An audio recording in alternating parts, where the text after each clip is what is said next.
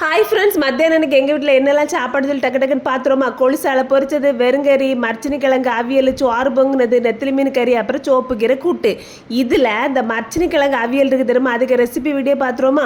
முதல்ல கிழங்கை எடுத்து தொலியெல்லாம் எடுத்துட்டு அதுக்கப்புறம் குட்டி குட்டியாக வெட்டிடுங்க. அதுக்கப்புறம் கிழங்கை கழுவி குக்கரில் போட்டு கொஞ்சம் தண்ணி ஊற்றி ஒரு 3 விசில் வேக வச்சுருங்க. சரி, அதுக்கப்புறம் தேங்காய், வெள்ளைப்பூடு, பச்சை மிளகு, ஜீரகம், கருவேப்பிலை, உப்பு, மஞ்சள், அது இவ்வளோ சரி எடுத்து நல்லா மிக்சியில் போட்டு பிறுபிறுன்னு அரைச்சிக்கிடுங்க. அதுக்கடல கிழங்கு நல்லா வெந்து வந்துடும். நான் நல்லா மசி போல் வேக வச்சுட்டேன். என்னன்னு சொல்லி பார்த்தீங்கன்னா, கொஞ்சம் துண்டாக கடந்து இந்த பிள்ளைகள் சோறில் போட்டு வரவும் போது அப்படி கழுவி எடுக்க மாதிரி எடுத்து ஒதுக்குறாங்க. அதனால வேலை ஏன்டா ஆகாது. நான் நல்லா கிளுக்கு பிளுக்குன்னு வேக வச்சாச்சு.